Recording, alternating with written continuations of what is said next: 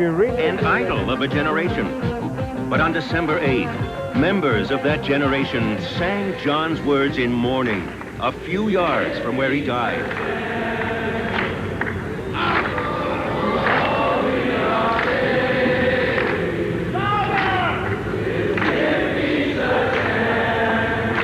By the standards of great musicians, he wasn't a great musician, but he was a great man. I mean, he was one of the originals of this century. No question about it. In 1980, hockey said farewell to Gordie Howe, who retired at age 52, while 19-year-old Wayne Gretzky took the Most Gentlemanly and Most Valuable Player award. In the 1980 Stanley Cup Finals, Al Arbour's New York Islanders went for their first ever Cup victory against Pat Quinn's Philadelphia Flyers. The Flyers had a record-smashing 35-game undefeated streak during the regular season to beat out the Isles in the Patrick Division.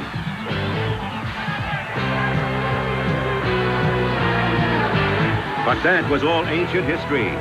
This best-of-7 series for the Stanley Cup was all that mattered now. The Flyers faced elimination in Game 5, but Rick McLeish scored a pair to force it to Game 6 in New York.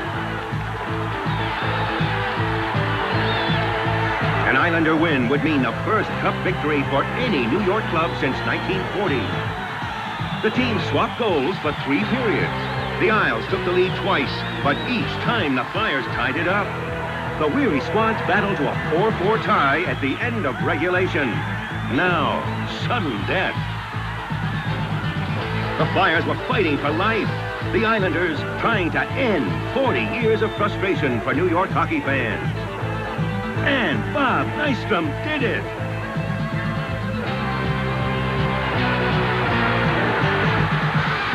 In 1980, the New York Islanders took their first Stanley Cup.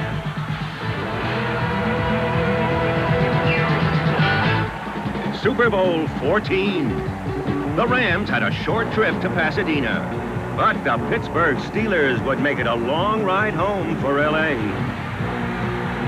Cullen Bryant's 1-yard smash helped the Rams take a 13-10 lead into the locker room at halftime.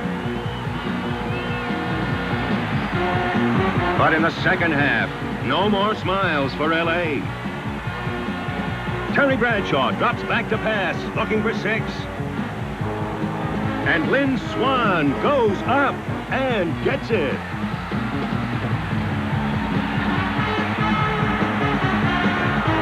The Steelers had the lead, but the Rams kept fighting.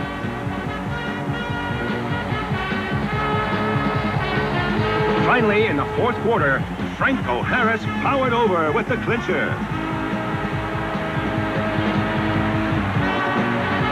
MVP Terry Bradshaw and the Pittsburgh Steelers had done it again.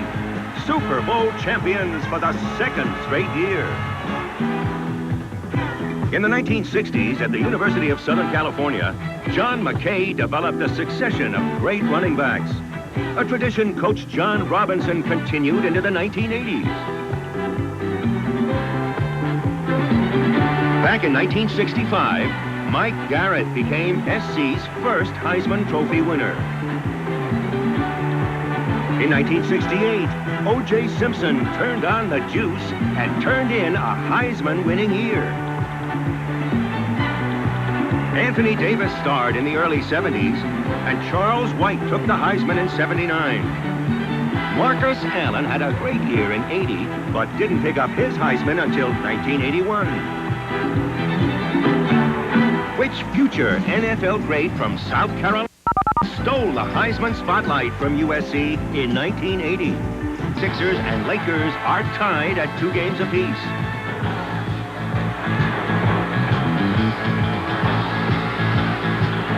The Lakers look to Kareem Abdul-Jabbar to keep them rolling.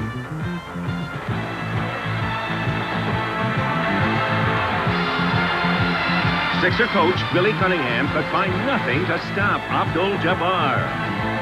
Kareem was averaging over 30 points a game in this series, and tonight, he'd get 40.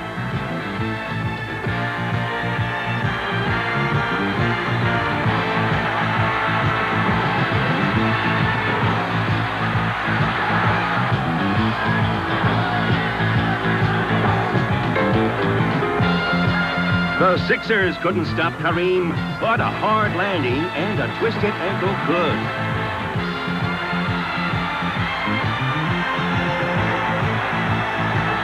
The Lakers managed to take Game 5, but what would happen in Game 6 without Kareem? Magic! Magic Johnson jumped center in Kareem's place, and he put on a show, leading LA to a 12-point lead at the half. All of the Lakers shared in the second half magic. Jamal Wilkes drives for 2 of his 37 as LA opens the half with 14 unanswered points. Magic Johnson had 42, along with 15 rebounds and 7 assists, as LA ran away with Game 6.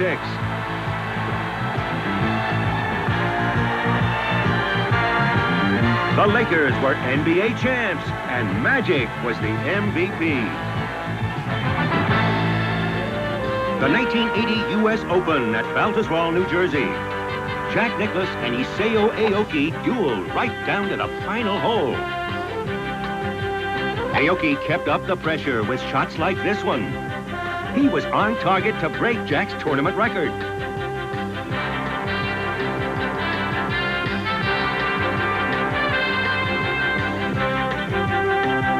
But Nicklaus stayed cool, while the tension of this shootout had the gallery going crazy.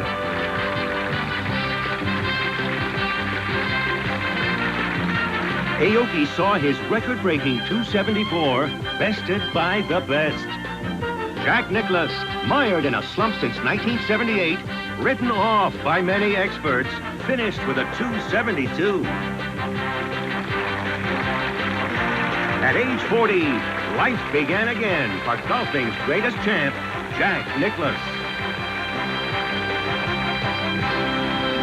The 1980 Kentucky Derby. You'd have to go back to 1915 to find the equal of the horse that won this run for the Roses. As they wheel around the home turn, Jacinto Vasquez steers Genuine Risk, a filly, into the lead. Genuine Risk is a 12-to-1 shot, and she's trying to become the first filly to win the Derby since Regret did it 65 years before. Watch the gray Jacqueline Klugman make a bid from the middle of the track. Now Rumbo on the outside bids for the lead.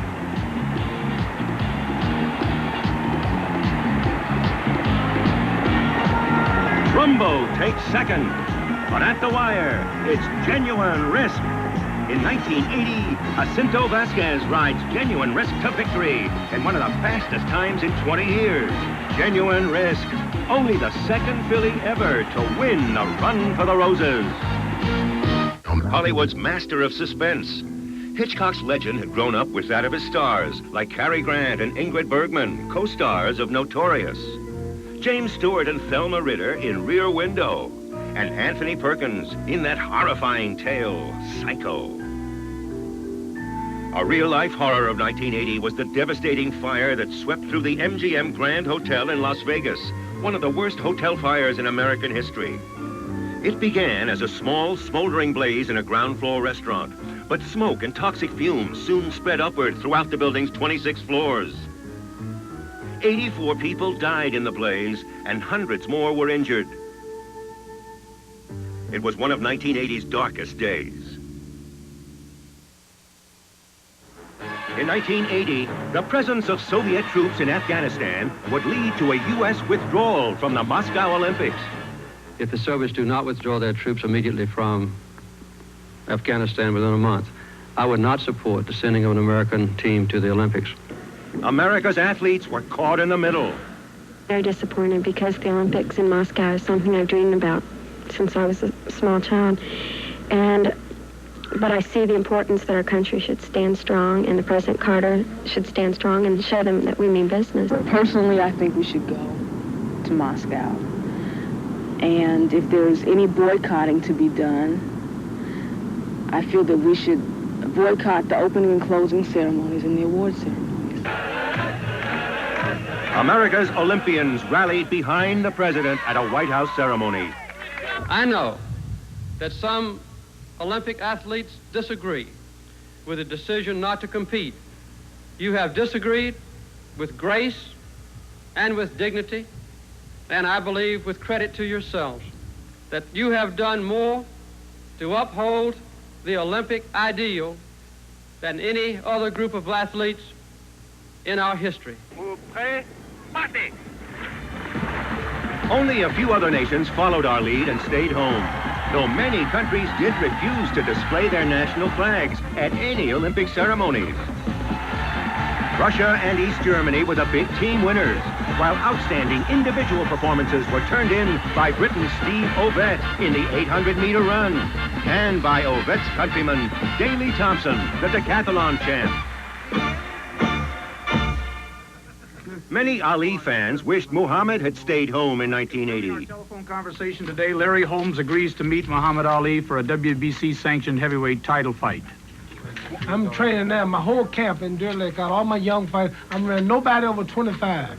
All young men every day. I don't want nobody older than me. All fast, swift young men. 3 times faster than Larry Holmes, and I'm popping them. Pop, mom, pop, pop, popping them, pop, popping them. Pop. They can't get away. Pop, pop, popping them, pop, pop, man.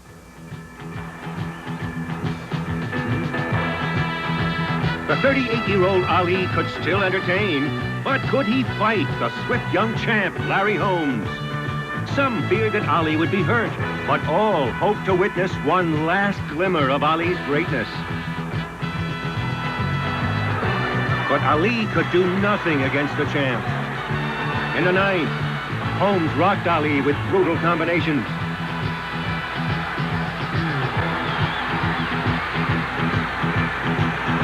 Ali stayed on his feet, but the celebrity-filled crowd saw hope begin to die for Ali. After 60 fights, the magic was gone. The greatest would not come out of that rope-a-dope to float like a butterfly and sting like a bee. Ali had been in the pro ring since 1960. He'd been world champion 3 times. Holmes had once been one of his sparring partners. Larry Holmes was one of many who had imitated Ali.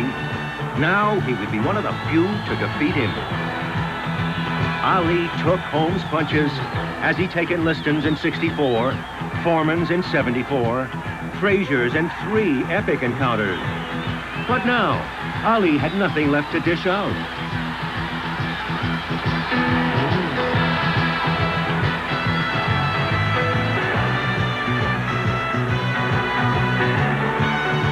Round 10 finally came to an end.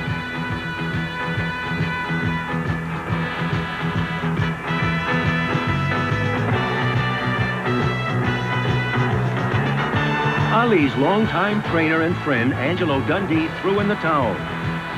Larry Holmes remained the heavyweight champion of the world after the fight that many believed should never have been fought. Embarrassing miscues, the performances at peak, the unusual antics, the plays of the week. Tonight at 11 Eastern on ESPN Sports Giants. An MVP year. Philadelphia's third baseman belted 48 homers to lead the majors, drove in 121 runs to lead the league, and he led the Phillies to the Eastern Division title. But the Phillies had made it to the playoffs before and lost. Could they go all the way in 1980? That was the challenge for Philadelphia and Mike Schmidt. In 78, 77, and 76, the Phillies ball club had failed and had beat the Pirates out for the divisional title and had failed to win the playoffs in each of those years, the Reds and then twice against the Dodgers. And then the Pirates won the division in 79.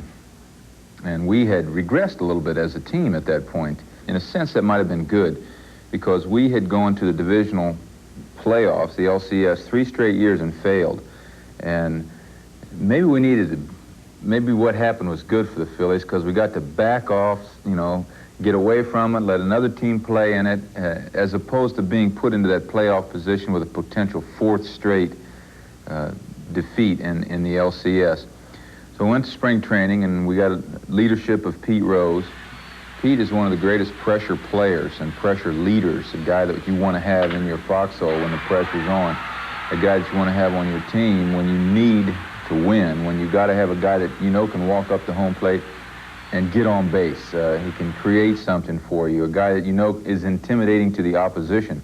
And I think having that guy that like Pete, and having Pete, who had been in this situation many times before with the Reds, on our team was the difference in us winning in the playoffs in 1980 against Houston. The final game of the playoffs. Gary Maddox up for Philadelphia with 2 out in the 10th. Base hit. The Phils win. It was the 4th game of the playoffs to go to extra innings, and the Philly victory sent them to the World Series.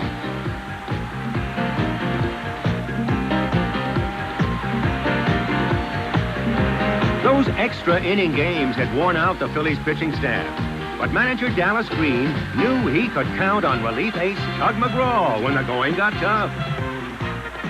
Tug and his antics just are fun to be around. I don't know how to put it any other way. But there are very few guys that ever took pitching as seriously as Tug McGraw did, and especially in 1980. I know he did in '69. And with 1980 from the All-Star break on, I don't believe Tug McGraw gave up a run. McGraw got the save in Game 1, the Phillies' first series win in 65 years.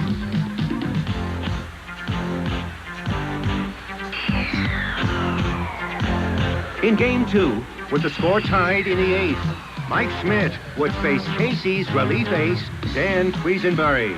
It was the kind of moment MVPs look forward to. Of course, I had seen Quisenberry many times on TV, but never faced him. And this would be a tough-type pitcher for me or for any right-hand hitter to handle with the game on the line. And, you know, I remember hitting the ball, I believe, to right center off of him with 2 men on base to win that ball game. It's so important to basically do something early to sort of relieve the pressure and make your mark early in a playoff or World Series situation in order that you may play consistently throughout the whole thing. It was on to Kansas City. On their home turf, the Royals looked to their third baseman, AL MVP George Brett. And Brett came through.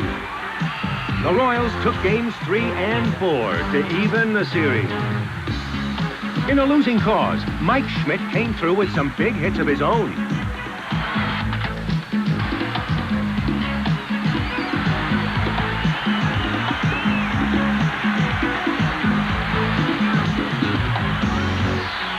But the little things are sometimes even more important. 2 bunt attempts in games 3 and 4 by the slugging Schmidt would prove crucial in the pivotal 5th game of the series. Game 5, late innings, Quisenberry's on the mound. Now, don't forget, I have bunted successfully once and unsuccessfully once, and I walk up to lead off the inning in Game 5. We're down 1 run. Now, I would never bunt in that situation because a home run would tie the ball game up, and I can hit a double, and I'm a power hitter. And a guy that, if I can tie the ball game up with 1 swing, it's a cardinal sin to drop a bunt.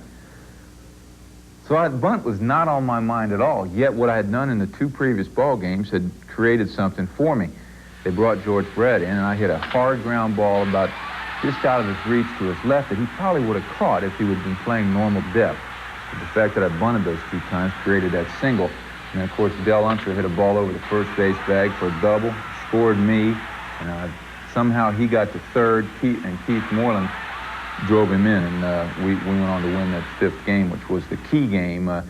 When you have 2 remaining games in your own ballpark, that 5th game or the 3rd game in their ballpark is the killer, and we won it.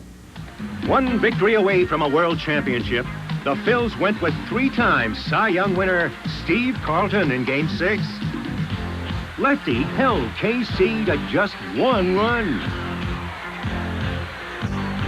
And Mike Schmidt's 2-run single in the 3rd proved to be the game-winning hit.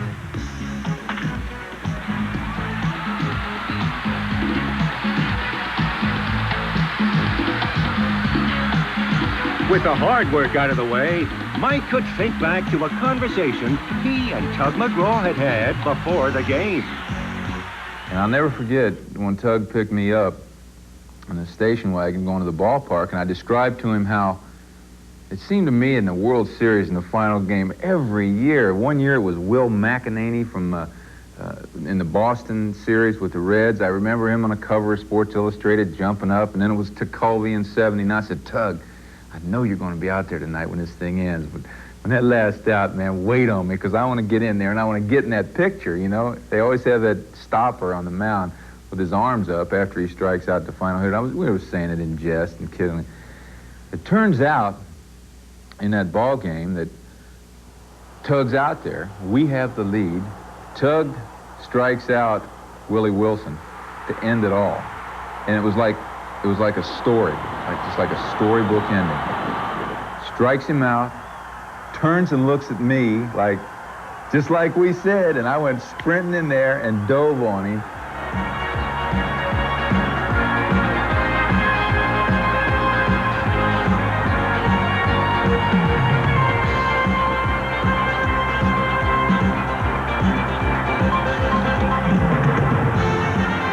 The first world championship for the Philadelphia Phillies in their 97-year history. And Mike Schmidt was the series MVP, a world champion. He was ready to take his place alongside the immortals of the game. 50 years from today, if I could be remembered the same way that I remember Joe DiMaggio today, I'd be a very happy man.